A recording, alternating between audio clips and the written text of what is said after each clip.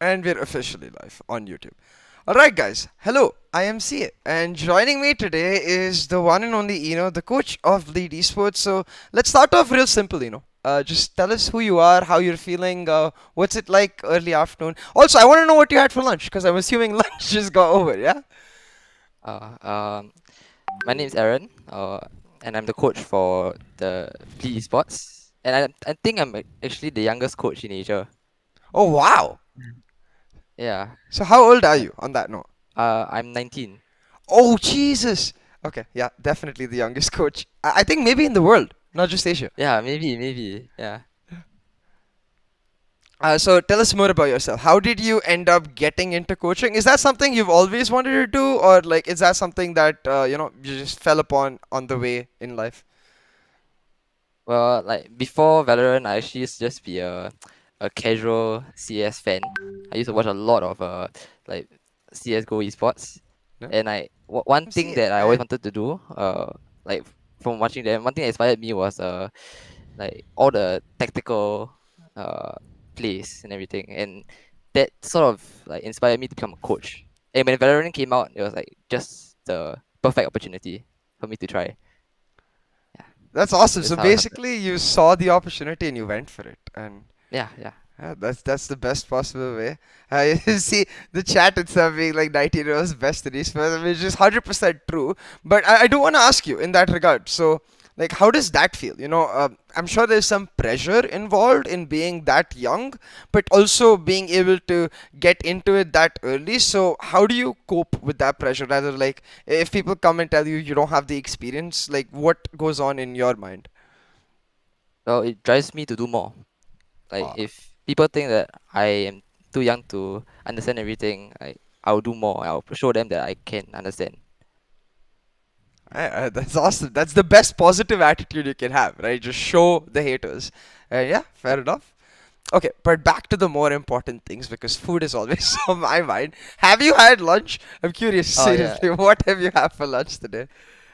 I had this uh dish called Cai fan, which is basically like rice with a lot of different dishes. Yes. Yeah. Uh, I'm not sure if I'm fortunate enough, yeah, to having lived abroad for a while. I tried a lot of Asian cuisine and it's become my favorite. Like things like laksa is something I have very regularly. So I do know what Thai is, and maybe someday I can come to Singapore and try it out as the genuine thing. But back to for who you are, I think something I've personally been very curious about as an analyst myself is over the last year the game has changed a lot, right? So what has been your perspective, or rather what perspective are you going to bring to Bleed with respect to the game? Because I think this year is going to be all about different styles, different metas, and personal identities really for every team. Well, during the December break, I actually like went to study like a shit ton of like Valorant matches. So Uh-huh. uh I don't think I'll go too deep into it, but I just want to say that we're going to show something very new and interesting Oh, coming to VCT. alright. That's enough for me. I'm already excited. Like whenever someone says that, I feel the goosebumps because forget being a coach or analyst as a caster. When I get to see those new things, I just like yes. This I like this person. More of this, please. But okay, you cannot leak your strats, of course. But what I think I can ask you is what it has been like working with the team, because what I also want to mention to the chat is there's a massive giveaway going on. So clearly the org has the right things in line already. But from a coach and team perspective, what's it been like working with Bleed Esports? It's been great. I mean, I guess like the things that they provide us with like the gaming house and uh like the PCs, it's all been really good. I don't have any complaints. I think that's the best thing you can say, right? The lesser you say about the company you work for, the better, and the more you can do your job, really. But on that Yeah. note, what's the team like? I think, of course, you guys have been restricted a bit because of COVID. This couple of players unable to make it from Europe. So let's start with them, with the Maxi. Like, what's it been like to have to find of course, someone to make sure they can step in while they're not there? And what's it like for them? Like, are they still, they can't practice, I'm assuming, but are they still participating, or are you just waiting for COVID to be able to stop cucking you guys? Yeah. So they're actually gonna come after the VCT qualifier, so they'll be able to play during the VCT playoffs if you qualify. Yeah, but for now, the reason why we actually went with flaring was that uh, with the team comms that I've already prepared before, like we needed a controller, Ah. and then flaring was basically the best choice. So it was pretty, yeah, it was a pretty quick decision.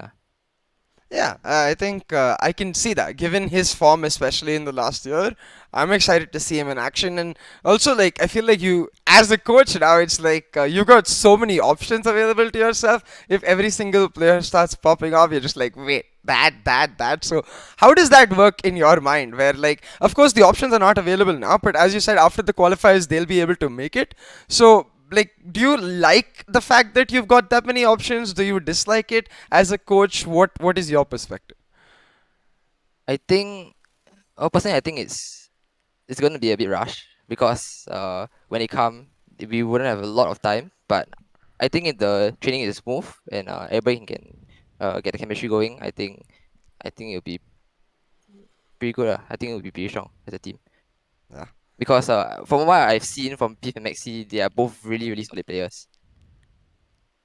Yeah, and I think a lot of people have been actually wondering about that in general, where the basic norm of, say, NAEU major region rather and Asia lower has been completely demolished by you guys, by Bleed, by showing that even though players like Pet and Maxi can choose because the projects are way better over here. So I want to ask you about that, idea really, that what do you think that Asia is as a region as strong as NAEU and we have something to prove this year, or do you think we still have a few steps more to go? For sure, I think we can challenge EU and NA. All right. I mean, it's even been shown in champions with Secret and Extend making top 8. Yeah. Yeah. All right, guys, you heard it here first. Bleed gonna get to Champions League top it. No, I'm kidding. Of course, the path you take is going to be a lot about every challenge you face. So, as a coach, how do you approach that? Like, for example, imagine you face a challenge where a team is completely anti-stratted you, and you come into a match and you're like, wait, none of our angles are working, none of our timed setups are working, defaults are working. So, in that timeout, that 1 minute you have, how do you prioritize giving your team information? Like, when do you decide I need to tell them this and not this, and what? How does that decision come by? I guess the moment I noticed that the team getting countered immediate like hard, I think uh I will immediately call a timeout as soon as possible, and I try Uh-huh. to and during the game itself, I actually try to analyze and see what the opponents are doing and what weaknesses they may have, and during the timeout, I'll tell that to the team so that they can change up their play style. Do you ever feel like that 1 minute is a limitation, or do you like the fact that it's only like, it has to be quick, you have to be compact as a coach within just 1 minute? What is your personal opinion on that? Like, would you rather have it like maybe something like basketball, where you can keep calling timeouts whenever you want and they're relatively longer, or do you like the current system in place? Well, I mean, it's always better to have more timeouts, right? Yeah. But I think it's fair to just have one timeout. Yeah, because it also limits the opponent's coach from having too many timeouts. So And actually, that's a brilliant point because I want to ask you about that. So, when you're planning the timeouts, like you said, when you spotted something, it's easy to call the timeout and tell the team, hey, this is what I spotted, this is what you guys need to correct. But what happens when the timeout comes from the opposing team? Like, is that something you plan for? Like, when the other team takes a timeout, this is what we need to address? Or perhaps in that timeout, do you just give motivational talk to your team? Like, how does it work when the opposition takes a timeout for you? I guess it really depends. Like if we are already like doing something that's they can't handle, then and they call a timeout, there's not really a lot of things I can say. But yeah, for the most part, yeah, for the most part, I'll just give some motivational speech and yeah, that's it lah. That's awesome. Someday I would love to hear maybe voice comms to hear what kind of pep talks you give. But for now, of course, I understand confidentiality matters and getting into those premier slots. So I think we can start going more towards both of our loves, which is Valorant, of course. And I have some game specific questions for you. So immediately, I think my mind goes to the new agent. But since she's not going to be involved in the qualifier, we'll keep her on the side burner for a little bit and go towards the new map. Because even though it's not a new map, it's an old map. The way they've changed it, it's become almost brand new. So what do you think about Breeze? Like all these changes, what is your opinion? I think the breeze. I actually enjoy the change at B side. It makes it less open and I allow for more angles. I think it's pretty good. And yeah, So like what about B side? So you have of course that small box near the pillars and B backside, but B main being smaller, like I think it helps the defense a lot. Like what is your would do you think the map is more balanced now or it's still attacker favored, still defense favored? Where do you think the advantage lies? I think it's too early to tell still, but I think it Ah, will definitely help the defenders a lot more. yeah, definitely. What about so that container towards A is what I'm really curious how teams use the orange container near triple. So A again a lot more options like you said with B too, but I think now the fact that you can't on off the metal doors that's going to be important too. So do you think? That's great. Yeah. So what do you feel about that? I mean that allows for a lot more like split executes because previously when teams tried to attack through halls, like the opponents would just have one person stationed at stairs and just keep spamming the close button, and it was very annoying. Yeah, Yeah, exactly. It felt like Hall's control was useless, no? yeah. Now it's so much better. But now you also have to worry about container, and then of course the cubby is all water now. So I, even though B is like more impactful, I would say with the changes, A feels like a lot more new stuff, right? So how do you approach that? Like as a team itself, like I'm sure you guys have breeze comps, you have defaults itself. Does everything change, or are you just going to try to adapt to what changes are there? I think we just try to adapt for now. Lovely. So, what about composition wise? Do you think there is any scope for a meta change, or is it just like the similar compositions where we have more initiator focus in Breeze? I don't think the change are that big that it will completely change the team course, but I don't know. I still think it's a bit too early to see. Okay. And Yeah. maybe you guys have something spicy prepared too. You never know, I guess. We'll have to see. I just want to see some Yoru, man. So if any team plays the Yoru, I think I will be very, very happy. But I also will acknowledge he's very, very useless. So it is what it is. But besides that, what about the gun changes? So Spectre, the running gun aspect got nerfed quite a bit, and Ares with the fire rate got buffed quite a bit. So do you see the anti-ecos maybe changing, like the second rounds after you win the pistol? Does the approach change because of that? Do you start maybe considering the Ares? I think yeah, for sure. I think Ares is like a lot better now. And I know that Lenny is very happy about the change, especially being a server main. Yeah. But yeah, I think Ares will be a lot more common than Spectre. Oh my god, I can't wait. Whenever I use Ares in my compy games, I was like, yo, why you spamming, bro? And I'm gonna be like, well, I got the win, didn't I? So, ha. I'm excited to see pro teams use it because in general we've never seen that. Besides the Sova on Ascent, we've never really, maybe on Haven too from time to time, but on other maps we haven't really seen the power of the heavy penetration, heavy fire rate weapons. And I want to see like how teams can use that, like especially long range, maybe even to help with the recoil. But back to our topic, like Breeze, where do you feel like these narrower changes where, in my opinion, back in the day when Breeze first came out, I always thought of it as a double controller, double initiator map, and the reason I feel like that could never come through was because the smokes were too small. So every time you smoked A main, B main, you'd always have these angles to peek through. But now that the angles are smaller, do you think maybe people start playing Astra or even Omen with Viper a lot more? Yeah, I think so. I know that in EU, they actually tried experimenting with double controllers, but especially like you said, the openings are too big. But now that it's smaller, I think a lot of those EU teams especially would maybe go back to try those comps again. So maybe you can see more of those. Yeah, that would be very interesting. But it also brings through the point where the I feel like that's harder to play. Like I want to ask you about that actually. So comms wise, like is it easier to play a proactive comp where you're like, hey, let's get info here, let's get control here, let's go here, as compared to a controller comp where you have to be like, let's not give them info here, let's not give them control here, and try to deny more than achieve, if that makes sense. Like for a team, which is easier, like being proactive or being slow? Are you talking about just Breeze or in general? In general, or Breeze too, if you want to get specific.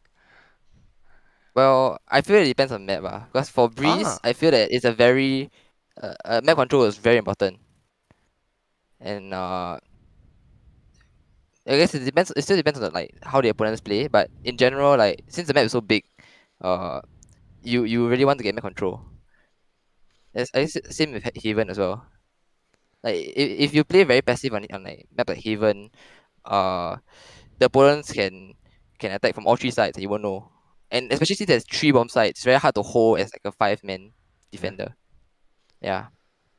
So which maps do you think you can afford to play passive on? Like which maps do you think you can afford to be like, okay, let's take a step back? Is Fracture maybe one of those maps? Yeah, I would say so. And I guess bind as well. Actually no. Fracture you need, I feel that because there's so many like areas where the attackers can come, I think it's important to actually fight for control for one Oh, of the areas. Yeah. I But for find. I think bind Ooh, is a very is different because bind is there's only like four places yeah. that attackers can come from. It actually makes it pretty viable for teams to just play very passive and just hold on side. So like Ascent style, just sit back and throw bombs at utility. Like is that something where you think will continue being the meta, or is that something you think teams just were surprised by, where they just, of course, happy to stay back and play for time, play passive really, as you mentioned. I think it will continue to be the meta. But I think there will be some teams that will try to play more unorthodox like, especially in Southeast Asia, since anything Ah. goes here. Yeah. Yeah, that's a perfect segue actually, because one of the continuous complaints from Indian teams in when they face SEA teams is that they are so good when pressing W that they know when to tactically push but yet be extremely quick. So, do you think that's become an identity of SEA, or do you think that's more of a stereotype where people just assume that SEA teams W and they never actually look at the tactical nature with which they approach the game? Well, I don't think all teams play like that. Like I know like teams like Secret play more tactical, Yeah. but of like teams like Paper X and Xen, they are more like uh firepower, yes you can call it, Yeah. more W based kind of gameplay. So So, I think it's not really a stereotype, but I know that huh, quite a number of teams yeah. do it. Yeah. Maybe a generalization. Maybe teams need to, viewers need to start looking more at teams like Bleed. So I'm curious about that. Like, do you think Bleed will be? I'm not gonna ask you where, like, what type of gameplay you're going to show us. Rather, like, do you think you're going to be focused towards one style, or do you think you're going to be one of those teams that is very happy to play different styles, like you said, on different maps and adapt according to the team you face? Yeah, we are more like flexible, I guess. Ah. Yeah. So do you think that will be in the long term an advantage, or rather in the short term? Because we've seen both, right? Like where teams like PaperX, because of the way their explosive nature, they can really surprise and overwhelm teams almost. But at the same time, when they end up facing a more experienced team, they end up get falling short because like teams are able to adapt tactically to them. But at the same time, without that overwhelming, maybe they don't get the win in the first place. So for you guys personally, with that flexible nature, is it more of a long-term project or are you looking for short-term success? Well, uh, I can't really talk about long term because right now you're playing a lot of short term rosters. Uh-huh. So yeah, but I think I feel that like Paper Rex can play that style because they have Forsaken and Jing. They have the best player from Indonesia and the best player from Singapore. So yeah, the players sort of uh made it possible for them to play that style. But I think for a more balanced team like us and like some other teams, I think uh that style might not be suitable, I guess. Yeah.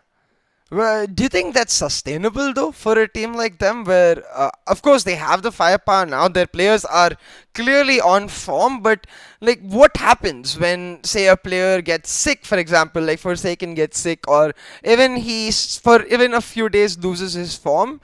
Like, do you think maybe they will face hurdles then, or what does a team like that then end up doing, where you're so used to being the winner almost in every regard in the small fights too? How do you adapt, because you're a more flexible team? So if you're being dominant in a match and suddenly I don't know, a player falls sick or you have to change something, how does the entire team adapt? Because for the new player, of course, it's going to be a challenge, but for the team too, adapting to a new player is going to be somewhat of a challenge, no? Yeah. I feel that if a player underperforms, like especially on our roster, it's not as much of an impact compared to Paper X. Like because in Paper X, if Forsaken or Jing doesn't perform, it's a huge hit to their firepower. And from what I've seen, most of the upsets actually came because one of them didn't perform. Huh. Yeah.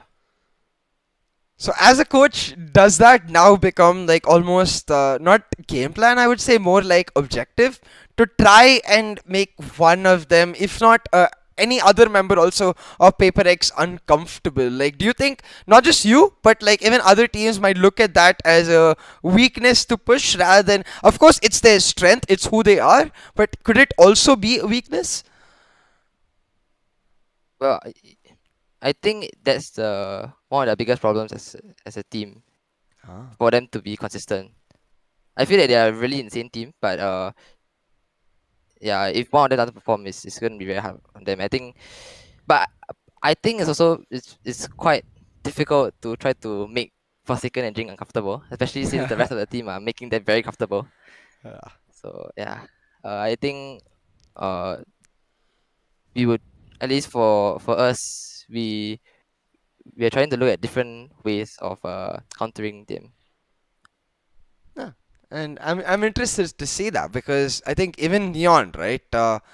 Coming to the hottest topic right now in Valorant, she's made, I feel like, to counter Jet. Like the double stun is something I've been astonished by immediately, even more than the speed, the slide. The double stun, in my opinion, is such a big Jet counter because you can set it up like without peeking an angle and deny her op angles. So what do you feel? Because do you think Neon is like a star like Jet, or she's more of a, if I see Jet, I will play Neon to counter her agent? I think it can be both because Ah. neon's can be used as an entry like pretty well, especially since it can go in very fast. So I think some teams might actually like replace Jet for Neon. Yeah, So but we'll see, I guess.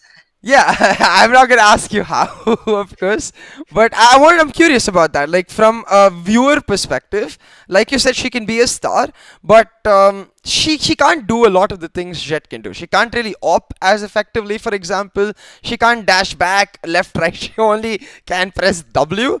So so when you make this comp around her, do you think it becomes more of a let's rethink our comp, or do you just whatever comp you have, like for example, you're playing Breach Sova in Ascent, and you just replace the Neon with Jet and slightly change your defaults. How does that work? Like, does she directly replace Jet, or does she just be like, okay, guys, new plan.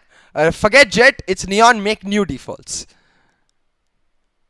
Yeah, I think if you want to replace Jet with Neon, I think the team core has to be adjusted quite a bit. Like especially since like you said, Neon is not very good at opping. So I think maybe a chamber could be needed Hmm. to be the main opper. Or yeah. That's very interesting because I think Chamber is already quite strong in Fracture. So maybe we get to see Neon starting to pop up automatically on that map because a lot of corners, especially to clear, I feel like Neon is very good at that. But I want to get to her ult. I want to ask you about her ult because there's very conflicting opinions where having personally got to play her, I don't think it's that strong as compared to a Jet ult which can one knife, one kill someone. This is more of a you need to consistently shoot. But I can also see what everyone is talking about, where like it's infinite. Like as long as you get kills, you keep going and going and going, and she's so fast. So, as a coach, first where do you lie, and then personally, are you like going to end up maining her? Like, what's your view on Neon's ultimate? Well, I personally have never tried Neon yet, so I don't know too much about the ultimate. But from what I've seen, I don't think it's going to be like very broken or anything because I don't think the lightning like one shots anybody, right? No. So it's effectively like Phantom, I would say, in the sense that it cannot one shot one kill. You need to land the full spray. It's not a spray, but I think you get what I mean. So it does slightly Uh, more damage on headshot, but you still need at least 3 bullets to kill them. No, 4 bullets okay, or okay. 5 bullets minimum to kill them. So, but the bullets are faster. So it's not one shot though. It's like if so.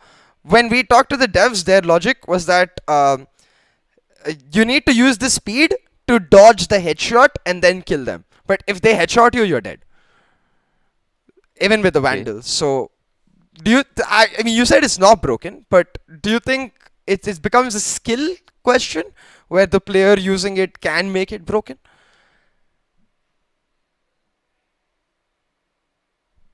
Well, I don't. I think it can be pretty good in the right hands, but I still think that it can be countered no matter how skilled the person is. Yeah. So definitely not busted. I think I like that already. Given how Astra was just almost busted on release.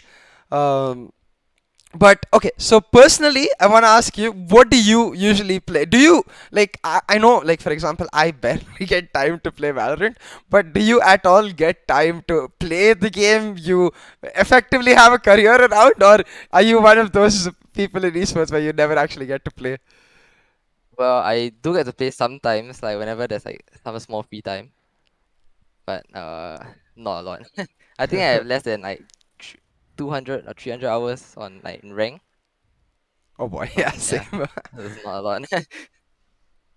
So what do you play when you get to play, or do you just play everything, whatever your mood is like? I enjoy playing Killjoy actually. It's a very fun Ah. agent to play. So you're more of a sentinel, like laid back. Of course, as a coach, you have the macro already going on. So more of an outthink than out aim person. Yeah.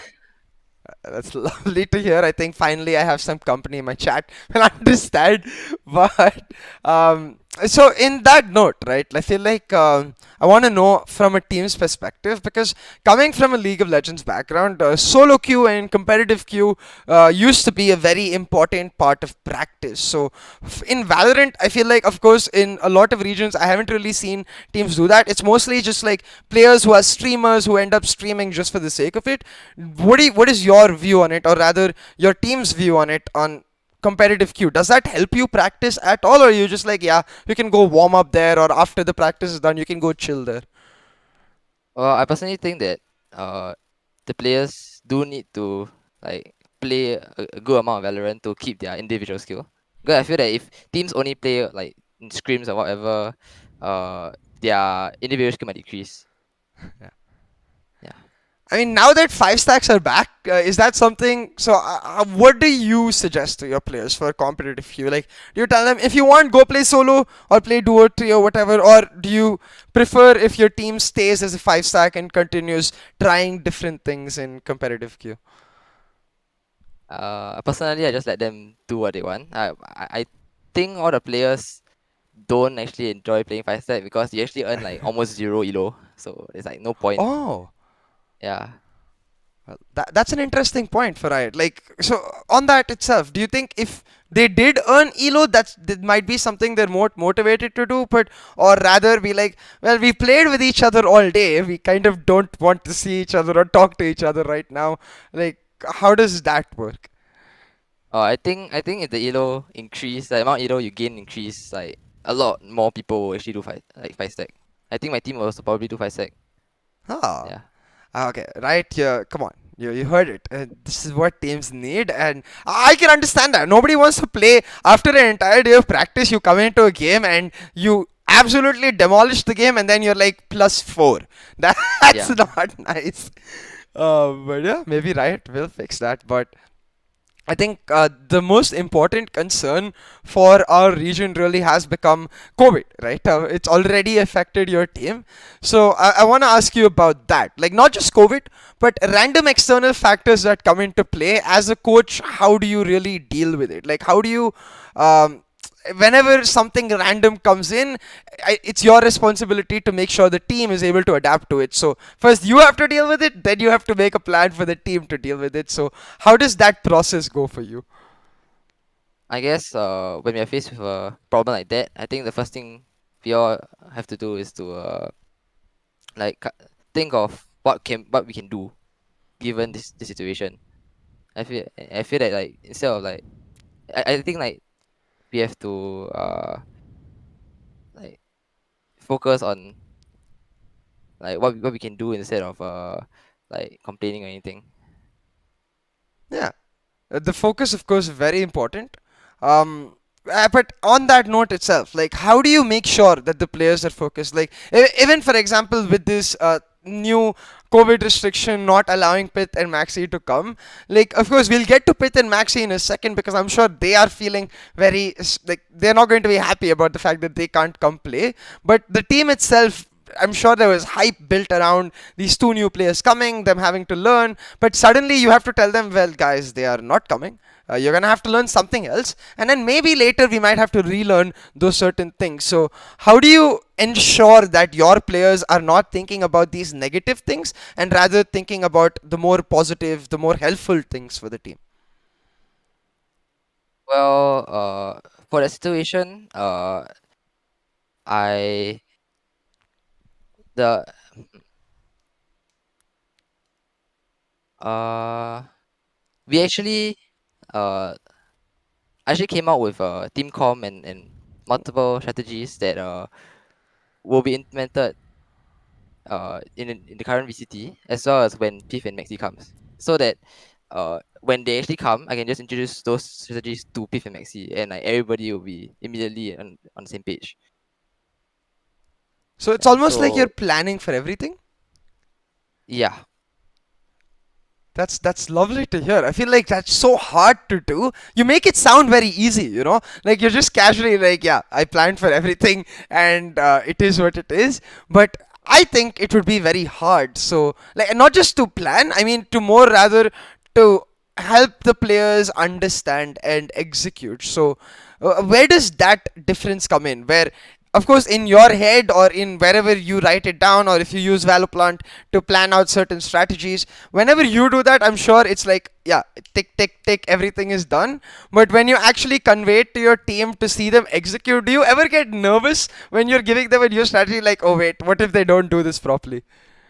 for sure. It's always the worry that you have.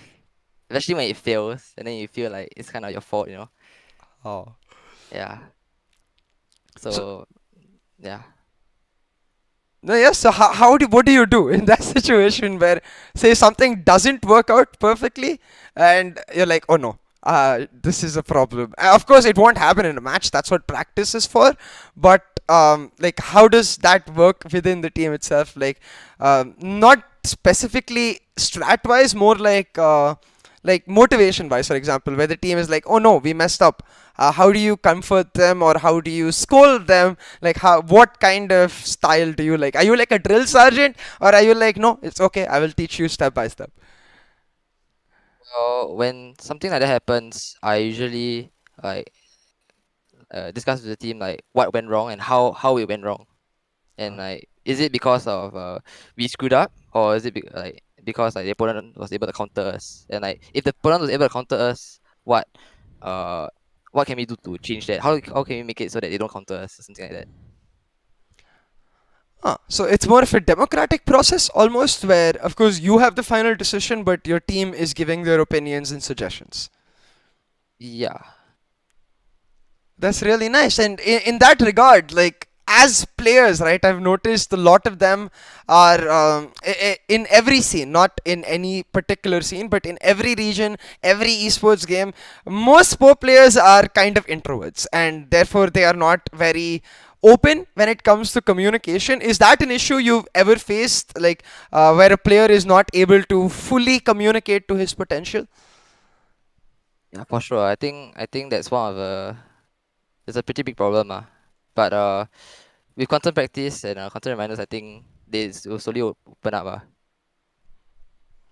So, have you ever, like, I'm not gonna ask you which player, of course, but have you ever had a player like that who, like, at the start he was very, scared and shy almost, but slowly as you helped him grow, he opened up, and now he's like, yeah, just the one of the strong voices on the team. Yeah, yeah, yeah, for sure, for sure. So, what does that feel like watching that growth in that player? I mean, it feels good. It feel- it feels good to see like the players are improving, and the improvement is like very apparent. Yeah. And that you made it happen. Oh yeah. But yeah, I think especially exciting part about what, like, whenever I see a team with a coach is that every time after a game it seems like they've learned something, but I don't think the viewers or the audience know what goes on behind the scenes, right? So I want to ask you, like, I'm sure everyone feels like, a coach is just like this raid boss who's like corrects everything, but in actuality, what's it like for you? Like, what pressures do you face on a daily basis, or what worries do you have on a daily basis? Like, what do you think about? Well, I guess the biggest worry I have is trying to come up with like new stuff for the team. Yeah. How so in your mind creatively, how do you go about that? Do you like watching other water reviews, other regions? Do you maybe just like going into the game as the killjoy, but still trying to think of other ways to approach the map? Like, are you more of a let me be creative by myself, then I'll consult others, or are you more of a let's see what everyone else is doing and try to adapt that to our style? I actually will go and watch a lot of like Valorant matches from different teams, and I try to sort of like steal some like Yeah. strats or some stuff, or maybe like implement like a amalgamation of all these different like styles and make like a new completely new one. That's really cool. So it's almost like you take the best of everything and then adapt it to your team style. Yeah. Ah. So in that case, like, do you ever feel like there's sometimes, like, of course, when you take so many different strategies, since only like one team is using one strategy, does it ever get hard for the team to be able to understand so much at once? Or is the team that you have, of course, right now, are they very happy to get that much information and like just digest it piece by piece? Well, I usually give them the information like piece by piece, so Ah. uh I don't think it's too overwhelming because I feel that if I give everything at once, like it's very hard for them to remember also. Yeah, so it will be pretty useless that way. So I guess one of your responsibilities, more than like, of course, doing the research and creating the ideas and the tactical, it's also about how you give it to the players, how you present it to the players. Is that ever something you thought of before you became a coach? Where, of course, like as you said at the start, becoming the coach was because you love the tactical aspect of the game, but all of these like extra things where communication, distribution of the information, these small things that play a big role, did you ever imagine they would play this big a role before you became a coach? Oh, definitely not. When I first started coaching, uh, yeah, I was pretty bad at it. But like from the constant trainings and whatnot, like I sort of learned, especially when I was given the opportunity to join the LVR. I actually learned the most when I joined that team. Yeah. Yeah, especially with Red Coast leading. Yeah, and I feel that like all these micro like small things like I was just able to learn through trial and error. Ah. So in that case, I want to ask you, what would be your advice to all these like aspiring analysts and coaches? Like I regularly get DMs. How do we start being an analyst? How do we start being a coach? My advice is just start. Like literally, just Yeah, start doing yeah. it, and Start. it goes. Yeah. So what's your opinion? The same. I think if you really want to do it, like you should just start. Like maybe like you can join like a more unknown team and maybe like try to gain some experience from it. Yeah, but Yeah. doing it is basically the best way of like learning. I think for a lot of people that's going to be a very inspiring message. But to add on to that, I want to ask you, like, what do you think over the last year? What has been the biggest thing that you've changed or almost grown for yourself? And are there any specific goals you personally have for 2022? Changed. Well, since well, I've I think I've grown a lot since I started coaching in October 20. Wait, when did I start coaching? 2019? 2020, yes. Oh, Uh, 2020. yeah. So basically, like at the start of last year, I was still pretty new. Yeah. So I actually learned a lot since the start of last year. And for goals for 2022, I think it's yeah, it's to qualify for masters for sure. I Yeah. think that's and especially since I'm actually going to army at the end of the year, so I'm trying to do as the best I can Ah, now. so it's like you have a almost like a clock and you Yeah. have to do what you want to within that clock. How does that feel? Like going into every game where if there's a loss, you're like, oh damn, like that's one hurdle. How does that feel personally for you?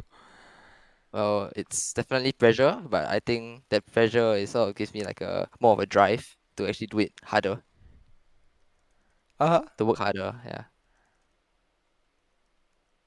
Okay, that's really interesting. We have actually have a question from the chat, and I'm going to slightly change it in the sense that I think. So they are asking what is the difference between coach and IGL.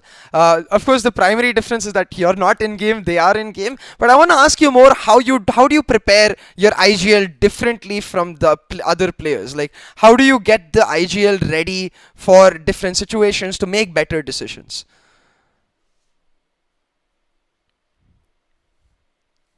Like, I or feel is that that even different? Like, or is you just treat him as any other player? okay. I guess it depends on the team but for Bleed, I actually like work alongside the IGL, which is currently Lexi, to come up with playstyles. So like half of the playstyles that we have is also like Lexi's ideas. So it's more of like both of us working together instead of like me like telling Lexi what to do, you know? Hmm. So almost like a cooperative relationship where Yeah, yeah. you're helping with each other's strengths. That's really cool because I think that way you get the best of both worlds. They get to share their experience and you get to share yours with your creativity too. But in that scenario, do you ever feel like for example, in a round where an IGL has to take a snap decision, and even if it's a second late, is that something you would point out and be like, this could have been a second faster, or maybe we need to start thinking about decisions a different way like this? do you ever coach with respect to individual decision making, not just for the IGL, even for the players? Like a lurker, for example, he could have made that extra push, or he could have rather waited for an extra second. Are these things that you ever notice and point out for the team? Yes, yes, for sure, for sure. So how do you go about, like, do you, for example, do you pull that player aside individually, explain it to them, or is that something like, again, a team talk where you're like, hey, this is where I think XYZ player could have done slightly small decision but could have made a big deal? Like how does that work within the team dynamics? Yes, after a scrim, I'll like compile like the list of like things that we can improve, and then I'll just share it like as a debrief after like, every scrim. Yeah. So almost like a end of the day chill session with the team, but not really chill because mistakes are being pointed out and improvement is being made. Yep. Yep. That's really cool. I think on that note, the perfect question for me to ask next is, how do you think the team has bonded so far ever since coming into Bleed Esports? Like, of course, that bonding between a team is very important in games. So, what's the team mood really like right now? Are they all excited for the qualifiers coming up? I mean, yeah, they're very excited. But I feel that because we only recently started training like a few days ago actually. So uh Lexi and First Love, who haven't played with Henry yet, are still not very comfortable. But I think uh it'll be better like by the time VCT starts. Yeah, that's the best time, right? Like, rather than being super comfortable right now as a coach, I'm sure you would want them to peak during VCT.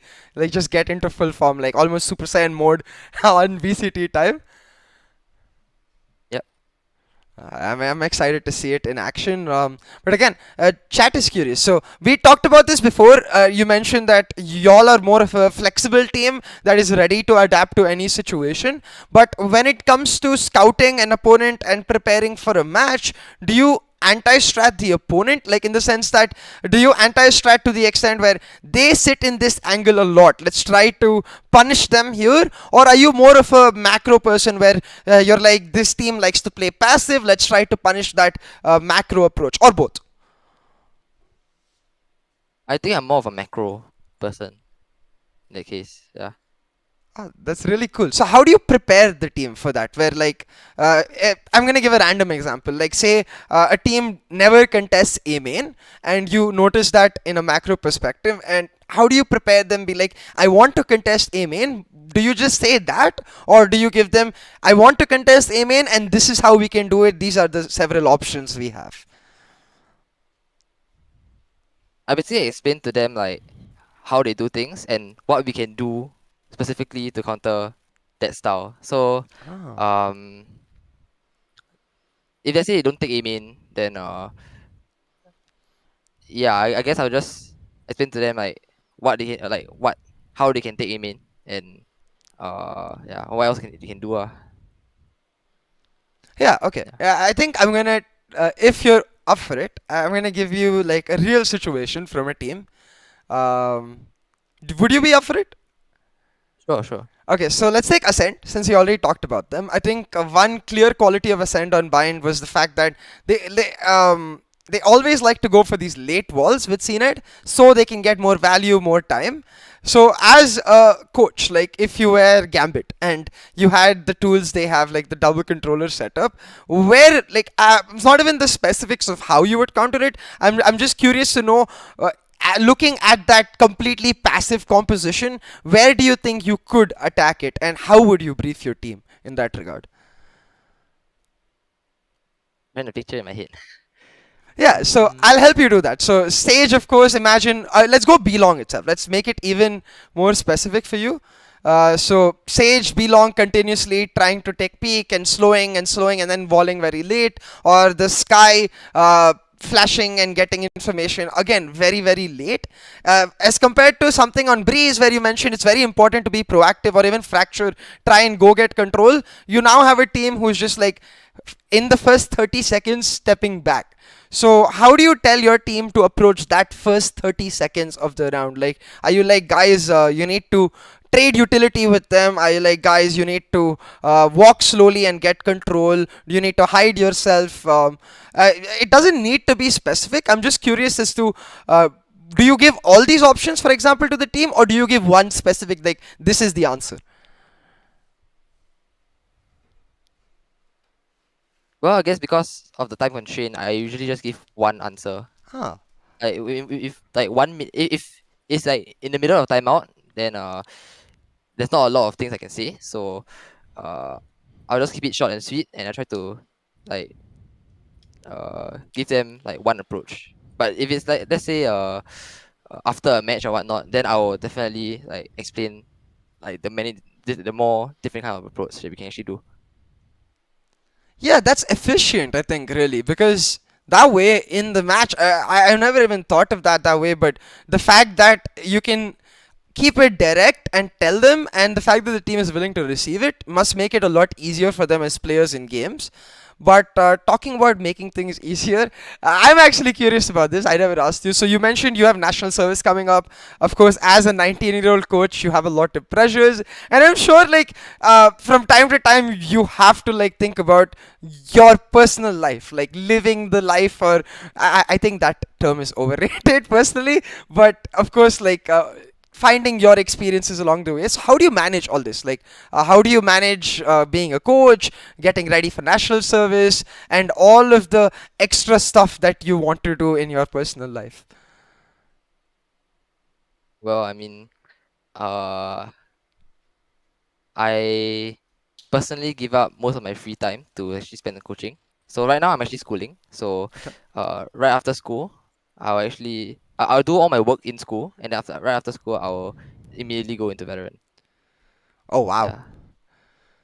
So it, what happens when you have exams, for example? Like, so is it like school Valorant study for exams, or school study for exams Valorant, and then your day is just completely occupied? Do you ever get burnt out in those scenarios? Actually, the lucky thing about the exam period is that it's usually during the off season. So I'm able to actually like Ah. ask for a break and like study for my exams. So it hasn't really been a huge problem for me. Huh. That's really cool. I think, of course, the big lucky factor, but also the fact that your team is willing to adapt with you and give you that time in the off season. I especially appreciate it, where it shows that the team is working with the coach as much as you are working with the team. So it's like a symbiotic relationship almost. But on that note, I do want to ask you a few more personal questions, like away from Valorant, away from the team, like about the kind of person you are personally. So, tell me about things you like besides Valorant. Do you have any hobbies? Are you a reader, not a reader? Do you like movies? Do you not like movies? Anything about your personal self that immediately comes to mind? Oh, I enjoy watching a lot of movies actually.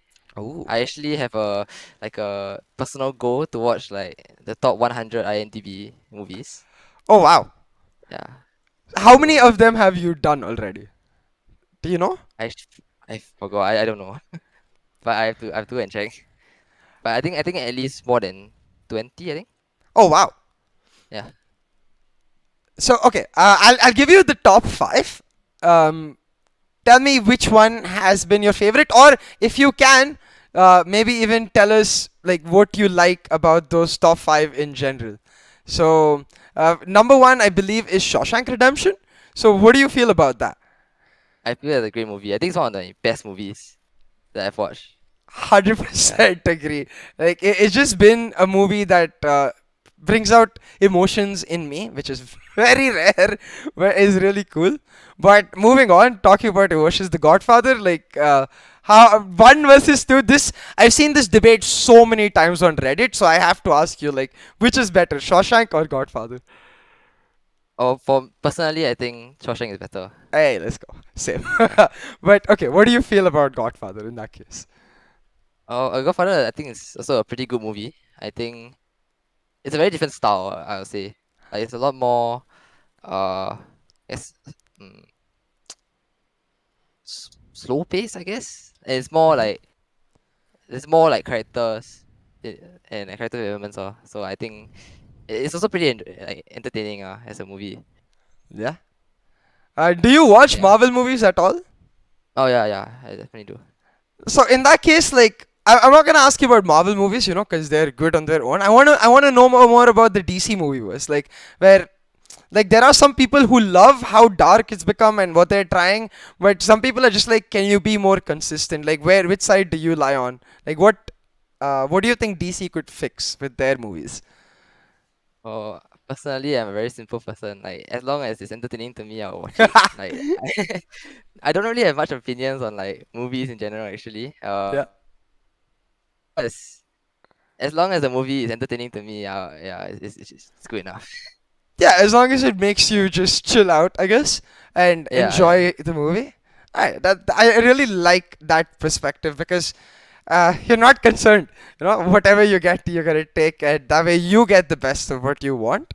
But coming again away from the IMDb's into your personal hobbies, so this again becomes a factor, right? Like, do you like dedicate time to hobbies like this, or is it more of a if I get time I'll do it, and when I get time I'll think about it? yeah. It's more of whatever free time I have, then I'll do it. It's not something I plan. Oh, fair enough. Do you miss anything, particularly from before COVID to after COVID? Like movies you mentioned you really love, so I assume theaters are not as accessible anymore, or were you never the theater kind of person? Just were you always the download slash stream the movie kind of person? I definitely miss going back to the theaters. Yeah, I mean, recently you can still go back and watch and go to the cinemas, but like there's a lot of restrictions now. Yeah. Yeah, So what do you but miss most about it? Like popcorn, or just the feeling, or anything specific? I guess going to the theaters with like a group of friends, Ah. like enjoying like yeah, watching the movie together, you know. Yeah, like discussing it after even, and Oh like yeah, yeah. I can imagine. Definitely. Hopefully COVID goes away soon and we get everything that we've lost to COVID back. But we're getting close to that mark where I feel like we've covered a wide array of topics, and it's more now like if the chat has any questions, you guys can go for it. I am noticing a couple, so I am gonna hit you with them.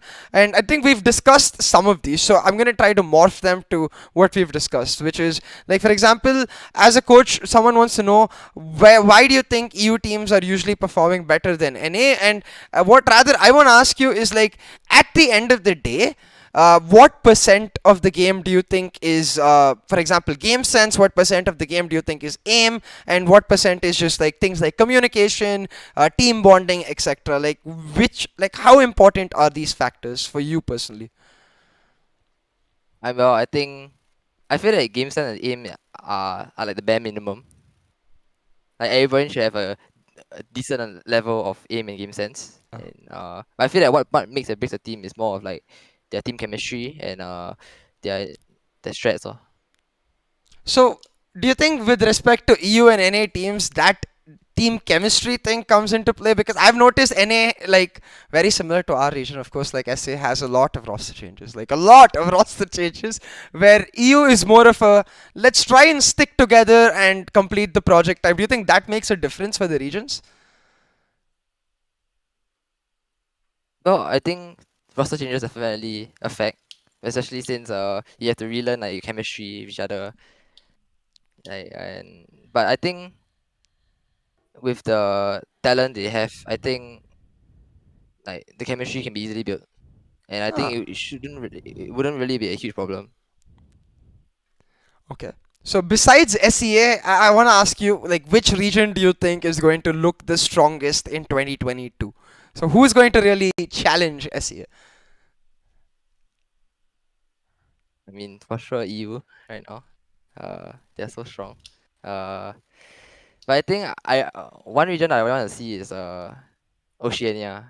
I haven't really Ah. seen like much gameplay of it, but from them. But I think like especially since they were quite good in CS:GO, I think they're gonna be pretty competitive as well.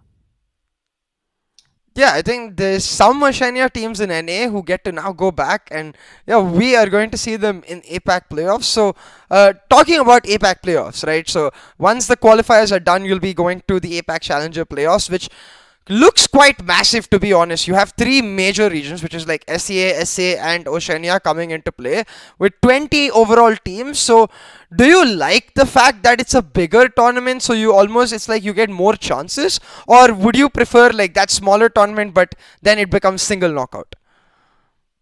I definitely enjoy the bigger team, bigger like team pool because I think there's just more teams you can face against. I think like regardless of like uh the ability of qualifying, I think like playing against many like a wide array of different teams will actually like help the team to grow. So it gives us a lot more experience. Yeah, that's a very interesting point because I definitely seen that in of other esports where when a team goes to an international tournament and then comes back, they look like a brand new team almost. Do you think that's an exaggeration, or is that really how much it matters in terms of the growth for the team going to that international tournament?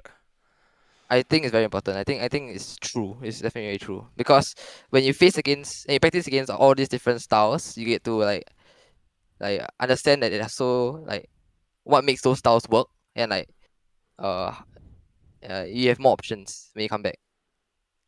Ah.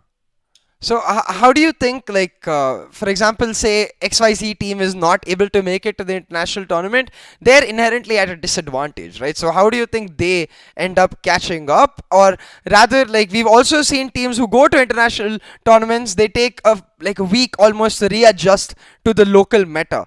So where does that gap come into become not a gap anymore? And how important is your role in making sure that when the team comes back, they are like back to that local meta? They forget those small changes that they made for the international. But I think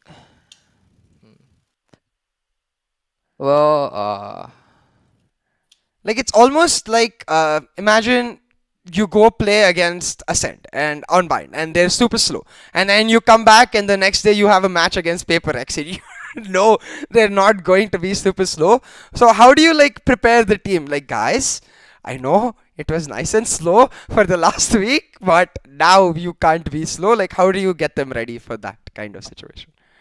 personally we try to prepare like team like per team so that like whatever we did against one team doesn't mean we're going to do the same thing against another team. Yeah, so it can be even a completely different play style depending on Hmm. like who we face. Yeah. I'm very excited to see that. I think Bleed is going to be very unlike a lot of teams in the SEA. It's almost like unique. I think that's the word I'm looking for, which personally gets me always hyped up because whenever I get to see something unique, as you said, I get to learn something new. So I'm very excited to see that in action. But one other question that they're asking is Lenny the sole pillar of the team for deciding, executing different plays? Rather, I think the question is about like in-game comms. Is it more like the dictatorship style that works for a lot of teams where the IGL is just like we are doing this, or is it more of a everyone is making suggestions and Lenny is more of the decision maker in those suggestions? No, it's Lexi is IGL, not any. Oh, my bad. Yeah. I'm sorry if you're watching. Uh Like, see, but yeah. um I think it's a mix. I think for the most part in Ah. terms of like decision making and like in terms of executes anything, Lexi will be the one calling everything about it. But in terms of like if let's say the one of the players have an idea or something, then they can easily just bring it up. Ah. So it's more like a conditional thing where, of course, Lexi is dependent, deciding pre-round what they're doing, but maybe in round if some player gets some information, they convey it and then it adapts as necessary. Yep. That's very cool to hear. It might be normal for a team, but I think from a viewer's perspective, it really opens the gate to all the possibilities for a team, how coordinated they can be, or how under coordinated certain teams are. And in that regard, I want to ask you, like, what have been your biggest focuses as a coach? Like, even if say you were supposed to coach a brand new team, like for these aspiring coaches, what are the first things you would tell them to work on? Brand new team. Yeah, not like for you Uh, personally, and just in general. Like, for example, is communication one of the first things you would work on, or you said team chemistry is very important. How does any coach or even an analyst help the team gain that chemistry? I guess like what's very important as a new team is really their communication and their teamwork as well. I think the problem with a lot of like new teams is that they play very like buggy and they play very individually. I feel that uh yeah, like for teams to get better, they need to be able to work together and to have to think for the team instead of thinking for themselves. So, do you think like to achieve that exact thing, the teamwork aspect, players need to almost forget their pug playstyle, or is it a matter of trying to like where in a pug you might think, hey, he's pushing A main a lot, I'm gonna try to punish him. Now you have to be like, hey team, he's pushing A main a lot. How do we punish him? Is it a matter of Yeah, adapting, or like what do you think? I think it's thing mm,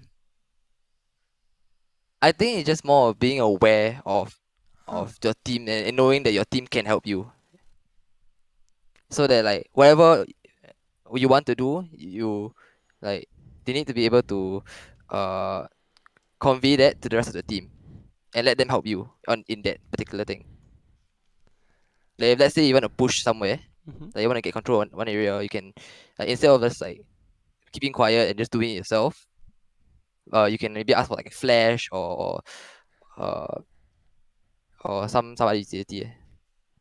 Yeah, I think that pretty much perfectly sums it up. Like the idea becomes instead of trying to solve your own problem, even if you can, and even if that's what the team arrives at, talk to the team once, and that the communication aspect really comes into play. But on that regard, so I think let's come to the conclusion where we come back to, of course, Bleed and your project with Bleed. Uh, I just wanna just straight up ask you, what are your expectations for VCT? Like, do you? I'm not gonna ask you to tell me which position you're gonna end up at, but are you expecting to see a lot of growth throughout the year for this team, or do you think the team is already ready and you guys are just gonna go dominate from the start? I don't think it's gonna be a like we're gonna dominate, but I expect the team to do well. Like I said before, like my goal is to qualify for masters, and I think this team can actually do it. Uh, do you ever like have dreams where you know those in Masters lands, there's the coaches have their own setup and the camera pans to them. Do you ever dream like the camera is panning and Eno is there? Yeah, yeah. Sometimes I do. How would that feel for you? Like if it Well, actually happened? it feels surreal. Like it's something that I've always wanted to do since I was a kid. Like to be on a stage at a LAN event or a big event.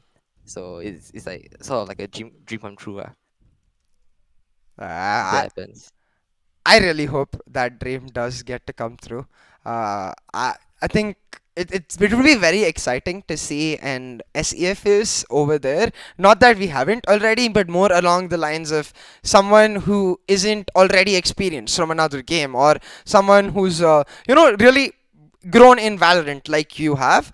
And in that regard, do you ever think of yourself as a pioneer? Because every other coach I can think of, either they have CS experience or they have Valorant player experience, or in some regard they like try to bring Overwatch experience or something like that, or Apex experience into regard. But you're someone who has evolved from Valorant, from a casual viewer to now one of like a top team's coaches. That growth is phenomenal to, for me at least, to witness. So do you ever feel like you're paving the way for any other, like say 16 or 17-year-old who's like, wait, now I can also maybe try to become a coach? Like, do you feel proud of yourself for that? Because I've never thought of it that way, but yeah, not I think yeah, it's pretty cool to be like to be a coach at such a young age. yeah. Yeah, I think yeah. I definitely see you're a very modest person, so I won't force you to compliment yourself, but I can say that for you because personally, being someone who is exactly like that, like I grew solely through Valorant. I think it's something to be proud of for yourself because it's not easy. I think doing what you have done, as you said, it's a long grind, and you just kept trying and trying till it works. So, before we wrap up, I think what I really want to know from you is what you felt about this entire journey and where this journey is eventually going to lead. And will we see you come back into esports after national service? Is that something you even thought about? Well, the journey has been amazing. I honestly would have never thought I would be a professional coach ever. So like when I first started, I was just thinking like, you know what, why not just do it, just Yeah. try it out. And like from my all the experiences I've like learned is it's been crazy that I've been given an opportunity to coach such a good team, and I definitely want to continue doing this in the future as well, especially after NS. I don't think I'll be stopping anytime soon. All right. I mean, you guys heard it. This is just going to be the start of the journey, I think, for of the rest of your journey this year. But it's going to be an important year, of course, because I personally think the team has everything, and as you said too, like masters is the goal for the team. So I'm excited to see that happen. When I see you on camera, I will definitely tweet big like, "Yo, we talked about this, and you're actually on that stage." And I think throughout, all of us are going to. Really feel that energy through you. So yeah, best of luck for that. And if there's anything, any message you have for all of these amazing fans that you personally have, or even the Bleed fans that have now got to know you, like go for it. Well, thank you for supporting us. I we won't let you down. That short, it's sweet, and that's exactly how it is. I think letting the results speak for themselves. Yeah.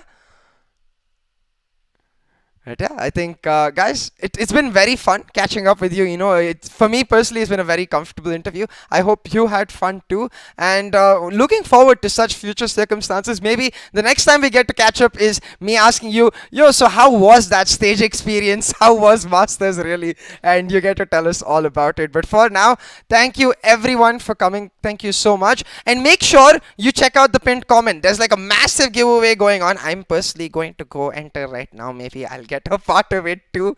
But you guys also go enter, check it out, and follow Eno. It's Eno Reno everywhere. Follow Bleed, and just yeah, show everyone the love that I think really motivates us. And we'll see you next time. Sayonara. I don't know why I said that because I never say that, but bye bye. Bye bye.